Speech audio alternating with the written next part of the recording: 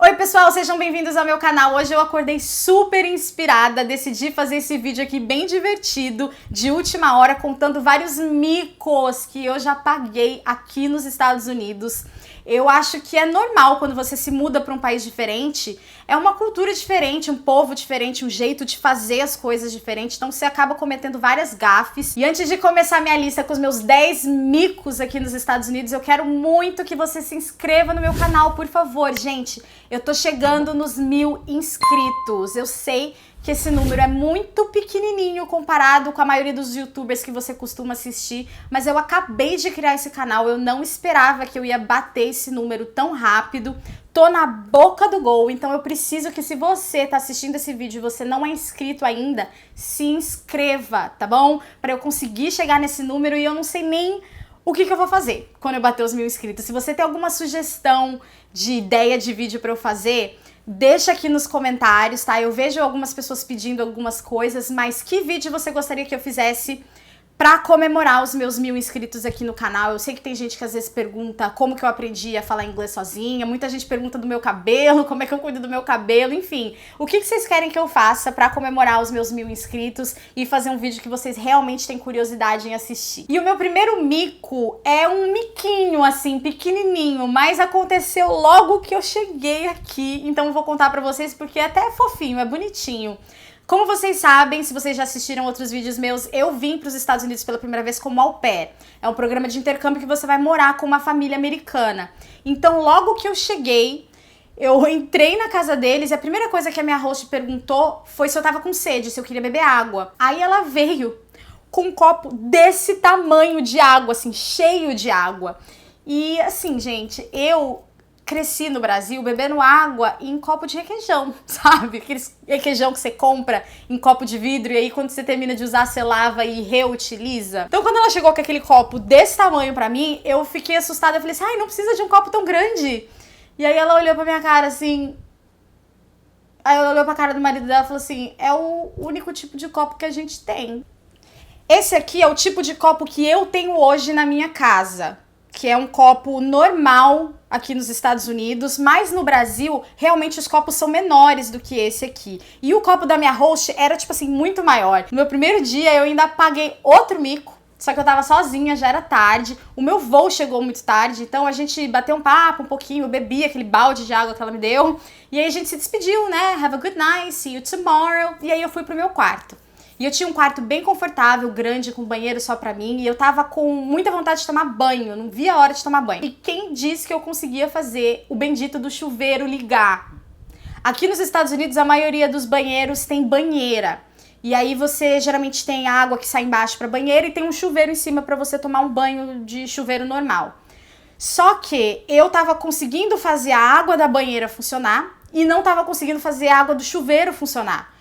Aí eu assim, meu Deus, não é possível que eu não vou conseguir tomar um banho nesse lugar, e já era tarde. Aí eu peguei o meu computador, eu já sabia a senha do Wi-Fi deles, aí eu conectei na internet e pesquisei no Google como que ligava água no chuveiro americano.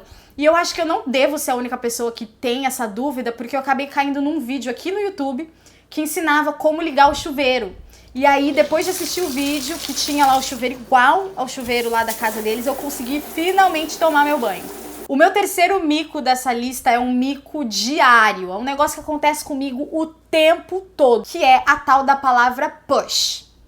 Push, em inglês, P-U-S-H, significa empurre. E eu tô careca de saber disso. Eu uso essa palavra no meu dia a dia, eu escrevo essa palavra, eu entendo o que a palavra significa, mas toda vez que eu vejo uma porta dizendo push, em vez de empurrar, eu puxo. É um bug que dá no meu cérebro, que apesar de eu saber muito bem o que a palavra significa, em vez de empurrar, toda vez que eu vejo a palavra push, eu puxo. E aí isso vira um mico diário, né? Porque essas portas geralmente são em lugares públicos. É porta de restaurante, porta de loja, porta no trabalho, porta na faculdade. E aí as pessoas que estão perto, elas acham que você tem algum problema, né? Porque além de não saber abrir a porta, você não sabe ler. Porque tá lá bem grande falando que é pra você push. Quem nunca chegou numa lojinha de conveniência pra comprar um chocolatinho e na hora de pagar no caixa não tinha dinheiro suficiente? Aqui nos Estados Unidos, Os preços que você vê nos produtos, tipo na etiqueta, na prateleira, não é o preço final do produto. Tipo, aquele preço que tá ali é o preço antes da pessoa no caixa, onde você vai pagar, vai incluir as taxas. Então, aquele preço nunca é o preço final que você vai pagar. Deixa eu pegar um chocolatinho ali, rapidinho. Aí você pega 5, aí você chega lá e você escolhe um chocolate legal e é tipo assim, R$4,88. Aí você fala assim, será que vai dar? Será que não vai dar? Aí você chega no caixa pra pagar rezando que vai dar e o caixa fala assim, $5,12. E aí é um saco. Se você tá com o seu cartão, aí você fala, não, deixa eu passar o cartão. Mas se você não tá com o cartão, é um mico a se pagar, principalmente se tem gente atrás de você, esperando no caixa pra passar. Aqui nos Estados Unidos, algumas leis de trânsito são diferentes do Brasil. Por exemplo, aqui, quando você tá no sinal vermelho, você pode virar à direita, mesmo com o sinal vermelho. Você pode furar o sinal vermelho se você for virar à direita. Até aí, tudo bem, eu já entendi. Também tem alguns lugares que você não pode fazer isso e vai ter uma placa bem grande dizendo Don't turn on red. Tipo, não é pra virar à direita no sinal vermelho. Também muito fácil de entender. O mico que eu paguei é que aqui no Havaí, logo na primeira semana que eu tava aqui, eu fui dirigir e eu cheguei num lugar desse que eu ia virar à direita, o sinal tava vermelho e tinha uma placa muito estranha. Era uma placa enorme, falando um monte de coisa. Aí eu fiquei assim, putz, eu não vou virar. E não tinha ninguém atrás de mim. Eu falei, ai, que bom, ninguém vai buzinar na minha cabeça. E fiquei lá tranquila, esperando o sinal abrir. Só que a pessoa que estava no carro do meu lado, que era a pista que ia seguir direto, seguir reto no sinal vermelho, que é a pessoa que não pode furar o sinal, a pessoa que estava no banco de passageiro desse carro do meu lado saiu do carro e veio falar pra mim que era pra eu virar à direita. Ele veio e ele bateu assim no meu vidro do carro e falou, vira à direita.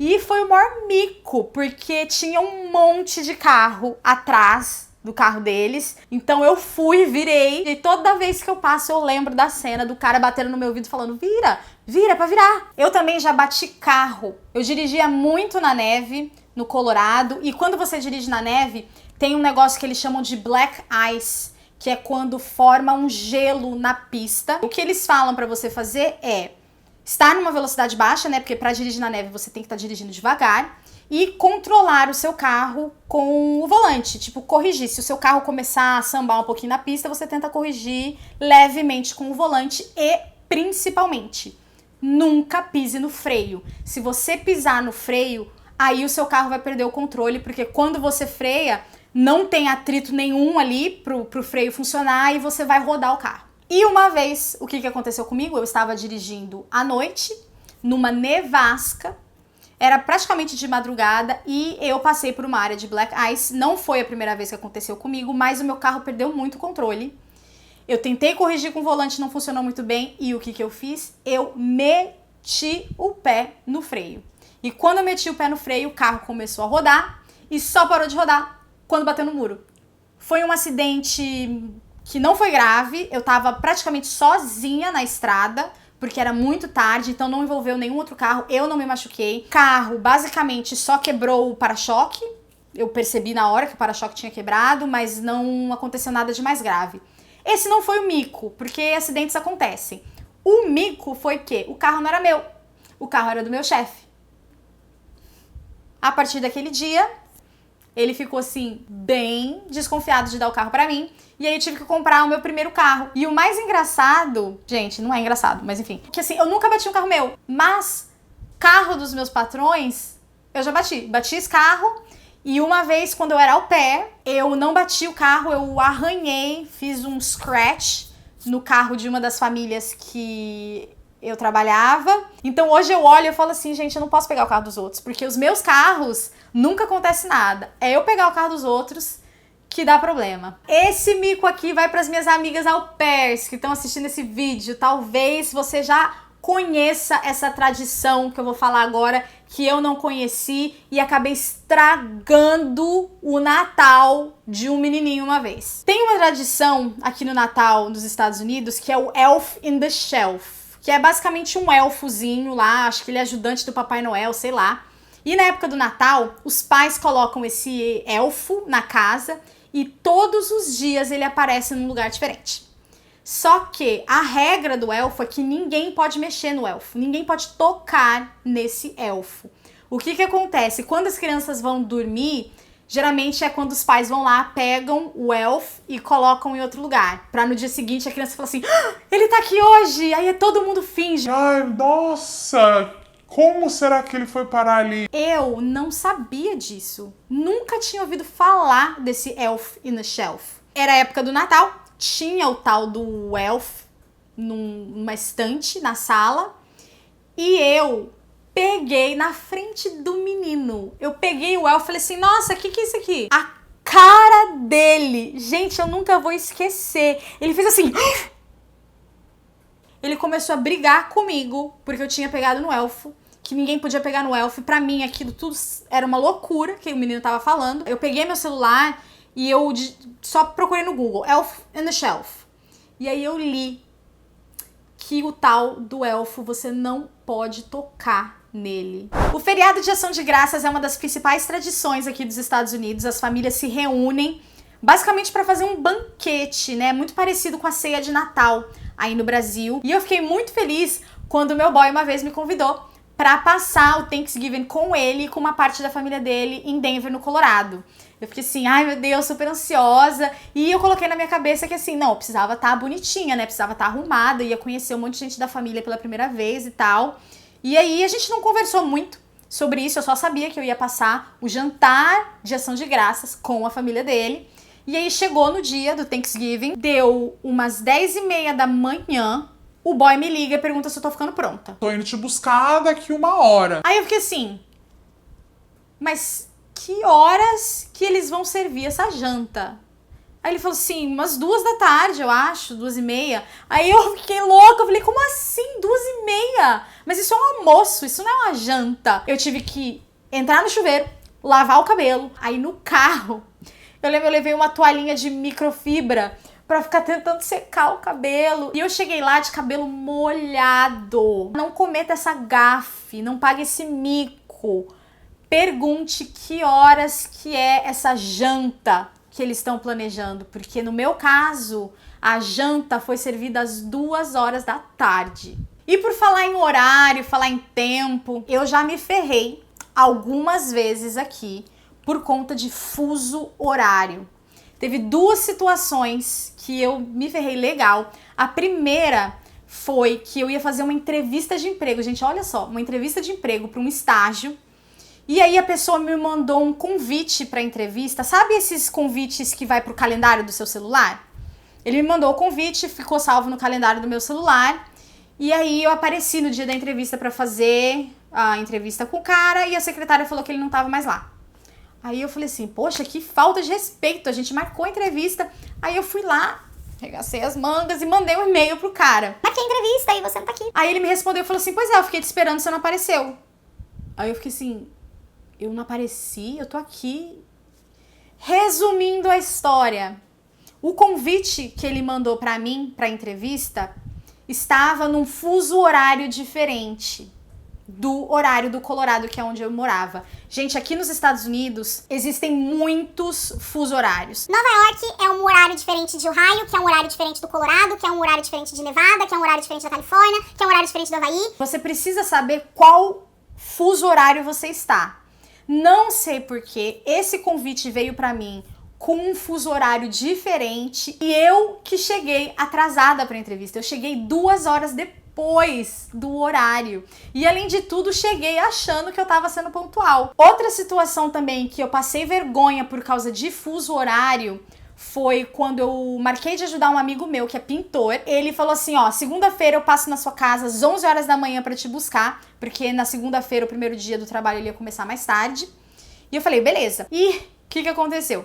Eu acabei marcando uma viagem pra Vegas no fim de semana anterior, eu ia chegar domingo à noite, e também não me preocupei, eu só fiquei em Vegas 2 dias, voltei no domingo à noite, e aí segunda-feira eu ia estar em casa.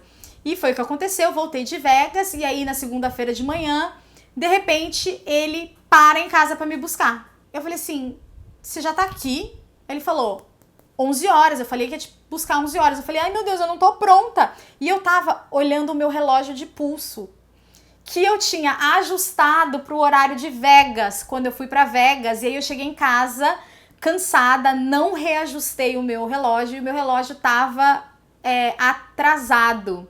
E aí eu olhei pro relógio, não era 11 horas, e aí quando eu peguei meu celular, eu vi que era 11 horas do horário do Colorado, onde eu morava. E eu assim, putz. E eu deixei esse mico aqui como último do vídeo, porque eu acho que é um que muita gente que mora nos Estados Unidos, principalmente mulheres brasileiras, também passam, que é estar muito bem vestida em lugares onde tá todo mundo de qualquer jeito. E olha, eu não sou uma pessoa que usa brilhos e paetês e glitter e salto fino, não sou. Eu já sou uma pessoa muito casual. É uma coisa consciente, eu coloco na minha cabeça assim, eu sei que os americanos não se vestem muito bem e que eles não se preocupam muito com roupa. Então, em certas ocasiões, eu dress down, tipo assim, eu conscientemente não visto o que eu gostaria de vestir, porque eu não quero ser um unicórnio, assim, no lugar. Só que eu vou falar pra vocês de situações assim, casamento, sabe? 2 casamentos que eu fui. O primeiro, coloquei um vestidinho até curto e uma sandália Annabella. No Brasil, eu nunca usaria uma sandália Annabella pra um casamento. Mas como é aqui, eu falei assim, não vou pagar mico nesse casamento. E aí, cheguei lá, eu era a pessoa mais bem vestida da festa. Tinha gente de chinelo, tinha gente descalça, tinha gente de boné, tinha gente com camisa de time de futebol americano. Eu parecia que estava indo para um outro evento. O segundo casamento, o que eu fiz? A mesma sandália Annabella do outro casamento e um vestido estampado assim até embaixo do joelho. E levei um brinco bonito, porque eu falei assim, se for um casamento mais chique, esse brinco vai fazer o look. Chegamos no casamento, a noiva estava de shortinho branco, blusinha branca, rasteirinha, o noivo estava com uma bermuda caqui, uma camisa de manga curta branca e chinelo. E os convidados eram daí pra pior. E aí, todo mundo que eu conhecia, a primeira coisa que eles falavam era da minha roupa. Ai, você não tá com calor com esse vestido? Ai, o seu pé não tá doendo com essa sandália? Nossa, como você tá bonita! Não, era sempre um comentário relacionado à minha roupa, ao como eu estava me vestindo, assim. Pra mim, me incomoda um pouquinho, sabe? De, tipo, estar chamando muita atenção. Acho que vai muito da personalidade de cada um, né? Eu tenho certeza que a minha lista de gafes e erros e vergonhas que eu passo aqui só vai continuar aumentando. Você morar num país diferente é assim mesmo, a cada dia você descobre uma coisa diferente, aprende uma coisa diferente, às vezes você aprende da pior forma possível, que é pagando um belo de um mico. Se você ainda não é inscrito no meu canal e assistiu esse vídeo até aqui, se inscreve, já chegou até aqui, não custa nada, se inscreve, curte esse vídeo, deixa um comentário aqui embaixo com uma sugestão de vídeo que eu posso fazer para comemorar os meus 1000 inscritos do canal, que eu acho que eu vou conseguir logo, logo. E até a próxima, gente!